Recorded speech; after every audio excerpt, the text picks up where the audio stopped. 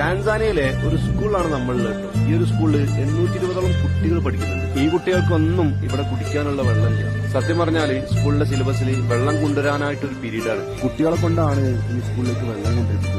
നമ്മൾ ഈ തൊട്ടപ്പുറമുള്ള ഒരു ഗ്രാമത്തിൽ കിണർ കുത്തി വെള്ളം കണ്ടപ്പോൾ ഇവിടുത്തെ പ്രിൻസിപ്പളും സാറുമാരൊക്കെ വന്നിട്ട് പറഞ്ഞു ഞങ്ങൾക്കൊരു കിണർ കുത്തി തരുമെന്ന്. സംഗതി ഇവിടെ വന്നു നോക്കിയപ്പോൾ അതിലും പരിതാപകരമാണ് അവസ്ഥ. ഇവിടെ കുടിക്കാൻ വെള്ളമില്ല. ഈ കുട്ടികള് നിലത്തിരുന്നിട്ടാണ് പഠിക്കുന്നത്. ഗവൺമെന്റ് സ്കൂളാണ്. അപ്പൊ ആഫ്രിക്കയിലെ 6ാമത്തെ കിണർ നമ്മൾ ഈ ഒരു സ്കൂളിലാണ് ചെയ്തു കൊടുക്കുന്നത്.